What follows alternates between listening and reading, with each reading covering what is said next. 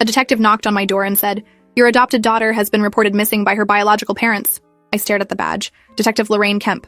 Behind her, a patrol car with lights off. My daughter Zara was in the backyard. I could hear her laughing. "What did you just say?" My voice came out wrong. Too high. Detective Kemp didn't blink. "We need to talk about Zara. May I come in?" I stepped back. She walked past me into the living room, eyes scanning everything. The family photos, Zara's drawings on the fridge, her backpack by the door. "When did you adopt her?" Kemp asked. "Not your daughter. Just her. 4 years ago. She was 3. Why are you asking me this? Where did you adopt her from?" "Harmony Family Services in Michigan. We have all the paperwork." "What's going on?" Kemp pulled out her phone. Showed me a photo of a little girl, maybe 2 years old. Dark curls, bright smile. My stomach dropped. "Who was that?" "Her name is Aria Thatcher. She was abducted from her home in Pennsylvania 4 years ago. Her parents have been searching ever since." I looked at the photo again. Really looked. "That's not Zara. Her parents saw your Facebook post last week. Zara's birthday party. They recognized her immediately. Lots of kids look similar. This is insane." Kemp zoomed in on the photo. On the child's shoulder, barely visible. A birthmark. Port wine stain. Shaped like a maple leaf. Exactly like Zara's. The room tilted. "No. The Thatchers say their daughter has an identical birthmark. Same location, same shape. This is a mistake. Our adoption was legal. Completely legal." But my voice was shaking because memories were flooding back. How fast the adoption had happened. How the caseworker Monica Vale had rushed everything through. How we'd never met the birth mother. How we'd paid $40,000 and didn't question it because we were desperate. 3 miscarriages, 3 years of trying. Then suddenly, miraculously, a beautiful 3-year-old girl who needed a home. "I need to see your adoption documents," Kemp said. "Now." I went to the office, hands trembling. Pulled out the file. Every paper we'd signed. Every certificate. Every document that said Zara was ours. Kemp photographed each page. Her expression changed. Got harder. "Mrs. Holloway, did you know that Harmony Family Services closed 3 years ago?" The floor dropped out. "What?" "The agency is under FBI investigation for adoption fraud. The founder, Monica Vale, is in custody. She falsified documents and sold children to families who paid premium fees." I grabbed the desk. My legs weren't working right. "You need to call your husband," Kemp said. "And you need a lawyer. Today." "Wait, just wait. You're saying someone stole a child and we accidentally adopted her?" "I'm saying the Thatcher's daughter disappeared 4 years ago. You adopted Zara 4 years ago through an agency that's now under investigation for child trafficking, and Zara matches every physical detail of their missing daughter. But she's my daughter. I've raised her. She doesn't remember anyone else. That's why I need to talk to her. Right now." Kemp stood. "Where is she?" Through the window, I saw Zara throwing a ball for our dog Bailey, her face bright with joy, completely unaware that her entire world was about to explode. "You can't do this. She's 7 years old. She won't understand. The Thatchers have been searching for 4 years. Every day she's with you is another day they don't have their daughter back. She is my daughter." The words came out as a scream. Kemp's expression softened slightly. "I'm sorry, but I need you to call her inside." I walked to the back door, opened it. "Zara, honey, can you come here for a minute?" She ran over, Bailey at her heels. Then she saw the detective and stopped. "Mama, who's that?" That word, Mama. She'd called me that for 4 years. First tentatively, then with complete trust. Now some stranger was going to tell her it was all a lie. "This is Detective Kemp. She needs to ask you some questions." Zara climbed onto my lap, her small body tense. Kemp knelt down. "Hi, Zara. I need to ask you about when you were really little. Before you lived here. Do you remember anything?" Zara shook her head, buried her face in my shoulder. "Do you remember anyone who took care of you before your mom?" "No. Just Mama and Papa." "Any other houses? Other people?" "No." Zara's voice was getting smaller, scared. Kemp tried for 10 more minutes. Got nowhere. Zara had no memories before age 3. Nothing about the Thatchers. Nothing about being taken. Nothing but our family. When Kemp finally left, she turned at the door. "The Thatchers want to meet Zara. Soon. And Mrs. Holloway?" She paused. "DNA testing is scheduled for tomorrow. If it's a match, this situation changes fast. You should prepare yourself." The door closed. I stood there holding Zara, my whole body shaking. That night, after Zara fell asleep, I called Neil in Seattle. Told him everything. He was silent for so long I thought the call dropped. "That's impossible," he finally said. "Our adoption was legal. They can't just take her. They have a photo, Neil. Same birthmark, same everything. And the agency is under investigation for child trafficking. We didn't know. We didn't do anything wrong. That might not matter." I heard him breathing on the other end, processing. "I'm getting the first flight home. Don't talk to anyone else without a lawyer. Promise me." "Okay." But after we hung up, I pulled up Facebook. Found the birthday post that had destroyed our lives. Zara blowing out candles, her shoulders bare in her summer dress. The birthmark clearly visible. 847 shares. One of those shares had reached the Thatchers. One photo had ended everything. I deleted it, then sat there crying because deleting a photo wouldn't delete what was coming. The DNA test happened at the police station the next morning. Zara didn't understand why someone was swabbing her cheek. I told her it was like a doctor's visit. She believed me because she trusted me completely. That trust was about to be shattered. Detective Kemp said the results would take 3 days. 3 days to know if my daughter was actually someone else's child. 3 days to prepare for losing her. Neil came home that night. We held each other in the dark while Zara slept between us. Didn't talk. There was nothing to say. On the second day, a social worker named Delilah Ramos came to our house, looked around, asked invasive questions about our home, our income, our relationship with Zara. "This is protocol in potential custody disputes," she said, but the way she said it made clear she already knew how this would end. The Thatchers have been cooperating fully. They've provided 4 years of documentation showing they searched for their daughter. Police reports, private investigators, therapy records, they never stopped looking. "We've been her parents for 4 years, I said. "That has to count for something." Ramos's expression was sympathetic but firm. "If the DNA matches, the law is clear. Biological parents have superior rights, especially in cases involving illegal adoption. We didn't know it was illegal. That may protect you from criminal charges. It won't help you keep Zara." After she left, I went to Zara's room, looked at everything we'd built together. Her bookshelf full of stories we'd read 100 times. Her art supplies from the painting classes I'd taken her to. Her collection of rocks from our hikes. 4 years of memories. 4 years of being her mother. All about to be erased. The call came on day 3. Detective Kemp's voice was flat. "The DNA is a match. Zara is biologically Aria Thatcher. I'm sorry." I hung up without responding. Sat on the kitchen floor. Neil found me there 20 minutes later, still holding the phone. "They're sure?" he asked. I nodded. Couldn't speak. "What happens now?" "They take her." My voice came out broken. "The biological parents want to meet tomorrow." Neil punched the wall, left a hole in the drywall. Then he slid down next to me, and we sat there in silence while our daughter watched cartoons in the next room, completely unaware that tomorrow she'd meet the strangers who were about to take her away from us. That night, I lay next to Zara after she fell asleep, memorized her face, the way her eyelashes fanned across her cheeks, the small scar on her chin from falling off her bike, the birthmark that had destroyed everything. My phone buzzed. A text from Detective Kemp. "The Thatchers want to meet at 10 a.m. tomorrow at the station. They're bringing their lawyer. You should too." I turned the phone off. I wasn't ready. Would never be ready. But at 9:45 the next morning, we were in our lawyer Hiroshi Tanaka's office. He'd reviewed everything overnight. His face told us what we already knew. "If they push for custody, they'll win.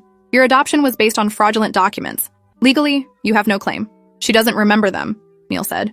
"She's been with us for 4 years. That has to matter. In family court, biological ties usually trump everything else, especially when the child was taken illegally. We didn't take her. We adopted her. The distinction may not matter to a judge." Tanaka paused. "I'm sorry. This is the worst-case scenario." The meeting at the police station was in a small conference room.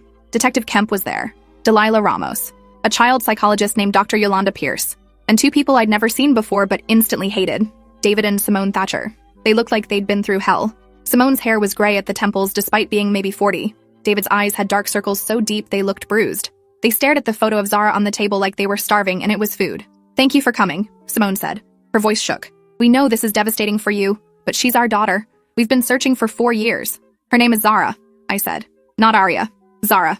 We named her Aria," David said quietly. "Aria Christine Thatcher. We chose that name before she was born. I wanted to scream that she'd been Zara longer than she'd been Aria, that she wouldn't answer to any other name, that they were strangers to her. But Dr. Pierce interrupted. "We need to discuss the reunification process. Zara has no memory of her biological parents. This transition needs to be gradual and carefully managed to minimize trauma." "Trauma?" I laughed, and it came out bitter. "You're going to rip her away from the only parents she's ever known and you're worried about trauma?" Simone flinched. "We're her parents. She was stolen from us. We adopted her legally. We didn't know. Your ignorance doesn't change the fact that you've had our daughter for 4 years while we've been dying inside." Simone's voice broke. "Do you know what it's like to put your child to bed and wake up to find her gone? To search for 4 years? To plan her funeral twice because we thought she must be dead?" The pain in her voice was real. Raw. I forced myself to remember that they were victims too, but it didn't make me hate them any less. "What's the reunification plan?" Neil asked. His voice was hollow.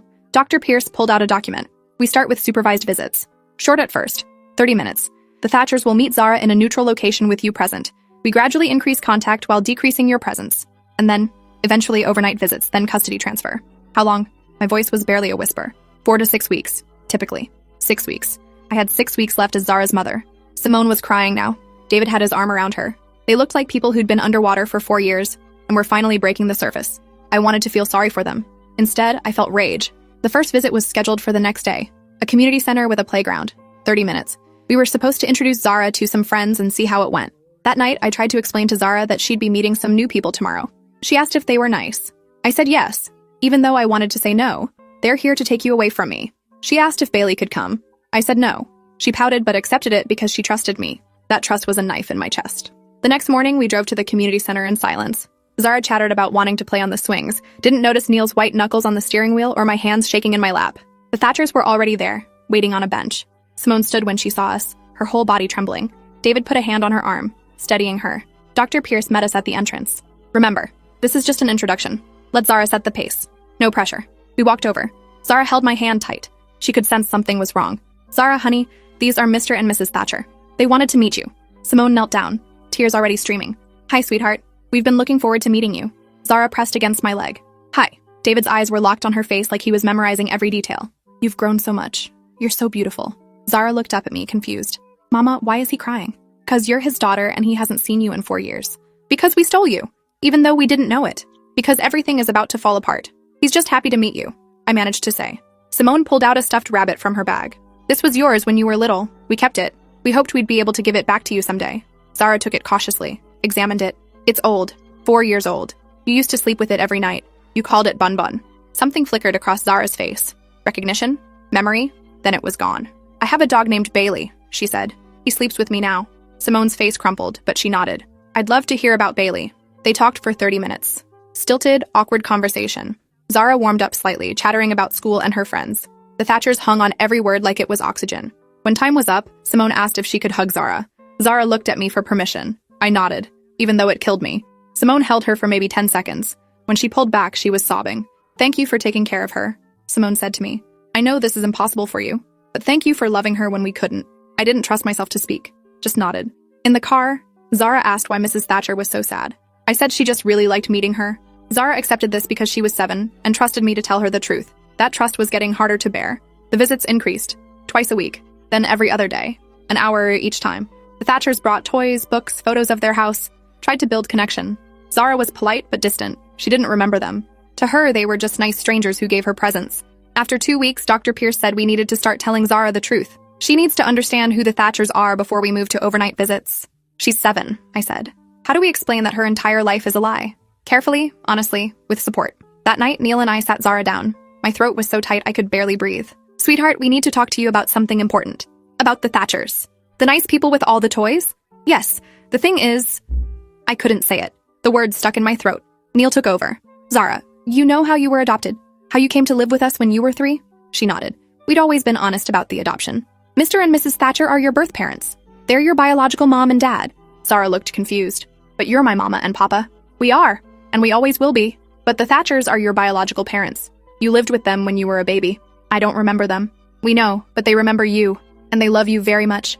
They've been looking for you for a long time. Zara was quiet for a moment, processing. Then, do I have to go live with them? I wanted to lie. Wanted to say no, of course not, you're staying with us forever. Instead, we're figuring that out, honey. But you'll be spending more time with them. I don't want to. I want to stay here with you and Bailey. She started crying. I held her while she sobbed, and my heart broke into pieces so small they'd never fit back together. That night, after Zara finally cried herself to sleep, I found Neil in the garage. He was destroying old boxes, ripping them apart with his bare hands. We could run, he said. Take her and disappear. We'd be arrested, and she'd be taken anyway. I don't care. I can't watch them take her. If we run, we lose her forever. At least this way, maybe we can stay in her life. As what? The people who lied to her about who she is? We didn't lie. We didn't know. But it felt like lying. Every day we'd told her she was ours. Every time we'd called her our daughter. All of it built on a foundation that was crumbling. The overnight visits started in week 3. Zara went to the Thatcher's house for Friday night. She clung to me when we dropped her off, begging to stay home. Simone looked gutted. David's jaw was tight with pain. Dr. Pierce had to physically pry Zara's fingers from my jacket. The house was too quiet without her. I stood in her room, holding Bun Bun that she'd left behind because she still preferred Bailey. The rabbit smelled old, like someone else's child. When we picked her up Saturday morning, Zara was subdued. How was it? I asked, trying to sound normal. Okay. They have a pool and a big yard. That sounds nice. But I missed you. And Bailey. And my room. She paused. Mrs. Thatcher kept calling me Arya. I told her my name is Zara, but she kept forgetting. She didn't keep forgetting. She was reclaiming her daughter. The visits increased to 2 nights, then 3. Each time, Zara came home a little more distant, a little more confused. After the 3rd overnight, she asked, Mama, do I have to live with them forever? We don't know yet, baby. But I want to live with you. I know.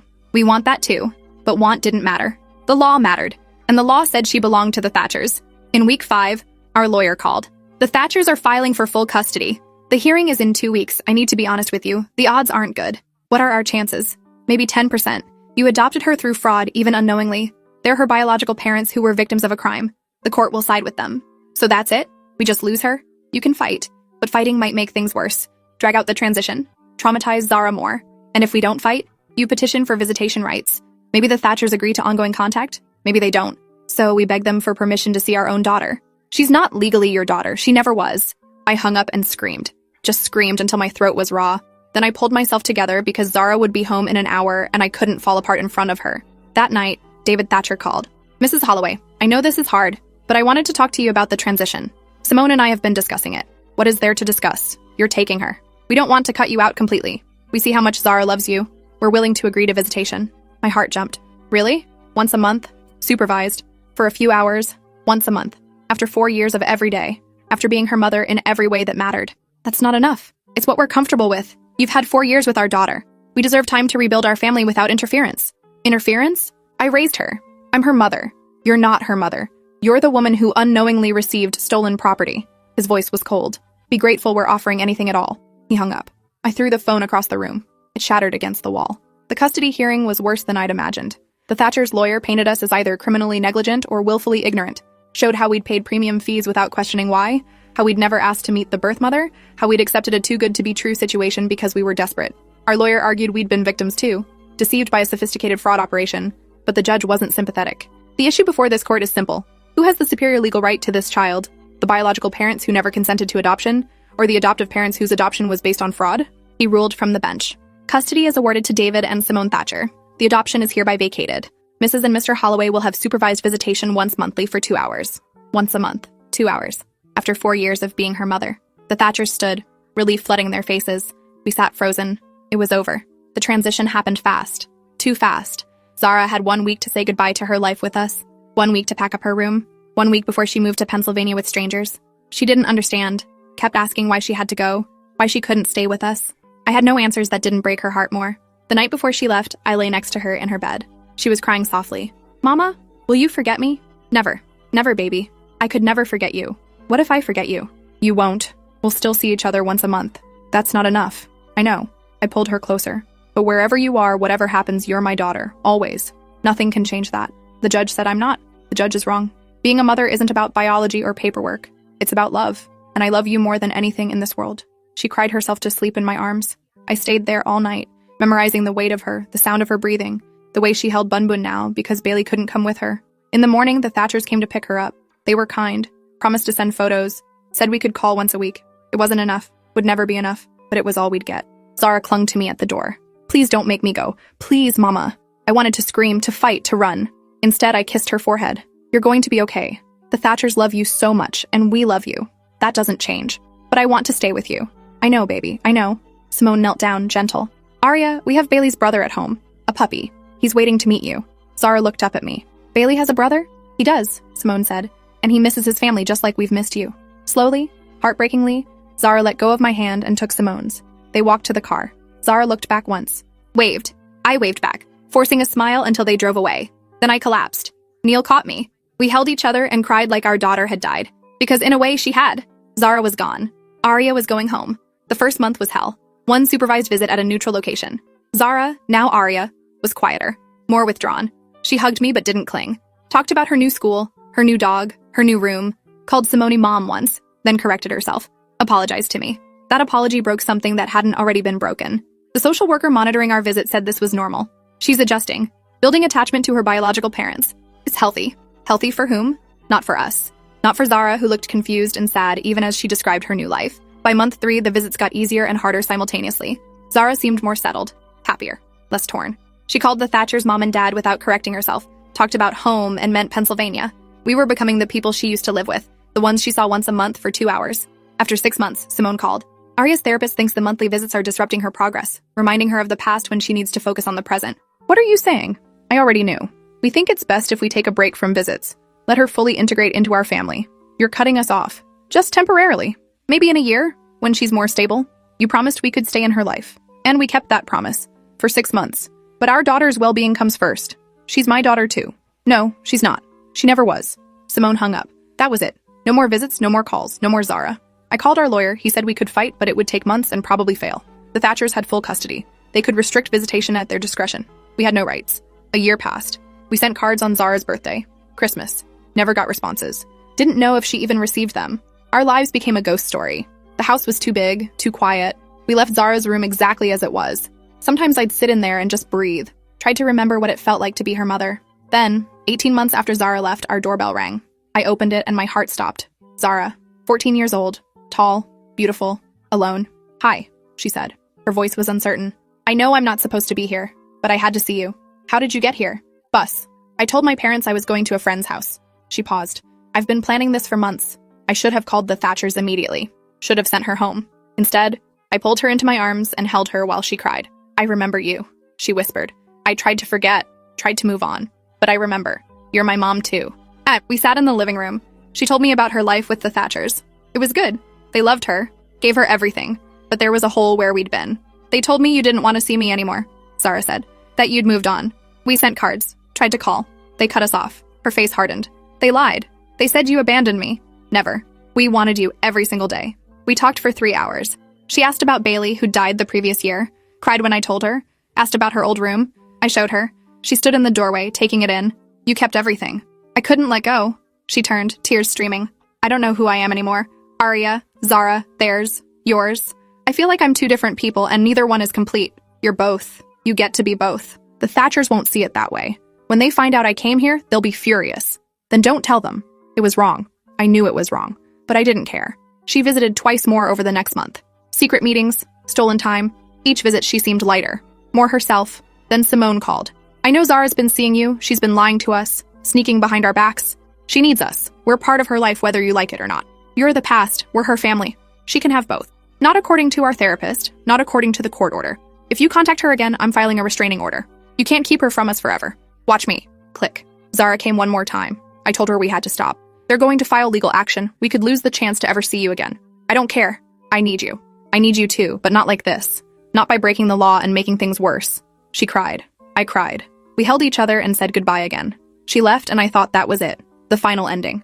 But 3 months later, on her 15th birthday, I got a letter. "Dear Mama," it started. My heart broke and healed at the same time. She told me she'd talked to her therapist, explained how she needed both families, how cutting us off was hurting her. The Thatchers agreed to supervised visits again, once a month, 2 hours. It's not enough, but it's something. And when I turn 18, I can make my own choices. 3 more years. I can wait 3 more years if you can. I wrote back immediately. Yes, I could wait. I would wait forever if I had to.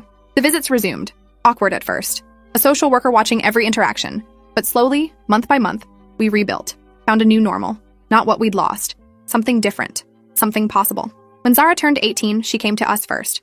"I'm splitting my time, half with them, half with you. They don't like it, but I don't care. You're both my parents. They don't get to decide anymore." She chose a college near us, had Sunday dinners with the Thatchers and Wednesday dinners with us, built a life that included both families, messy and complicated and real. At her college graduation, we all sat together, Neil and me, David and Simone, all of us crying as she crossed the stage. She'd listed both sets of parents in the program. The Thatchers tried to object. She told them to grow up. I lost 4 years with one family and 11 years with another. I'm done losing time. You're all my family and you're going to deal with it. Standing there, watching our daughter, who wasn't legally ours but would always be ours in every way that mattered, I understood something. Motherhood isn't about biology or law. It's about love. And love doesn't vanish because a judge says it should.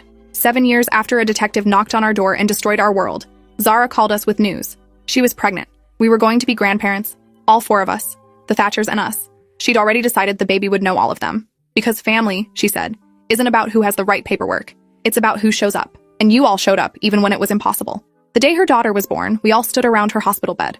2 sets of parents who'd fought over her, now united by a tiny new life. Zara looked at me and smiled. "I want you in the delivery room, you and Simone. Both my moms." So we stood on either side of her. Both of us crying, both of us holding her hands, both of us mothers. And when that baby was born and Zara put her in my arms, she said, "I'm naming her after you, because you were my mother when I needed one most." The Thatchers lost 4 years with their daughter. We lost 11. Everyone paid a price for Monica Vale's crimes. But we all showed up. We all fought for Zara when she couldn't fight for herself. And in the end, that's what mattered. Not the law, not biology, not custody agreements, just love. Persistent, imperfect, complicated love. That detective had been right. Zara had been reported missing by her biological parents, but she'd also been found by us. And somehow, impossibly, she'd ended up with 2 families instead of 1. It wasn't the ending anyone planned, but it was ours, and it was enough.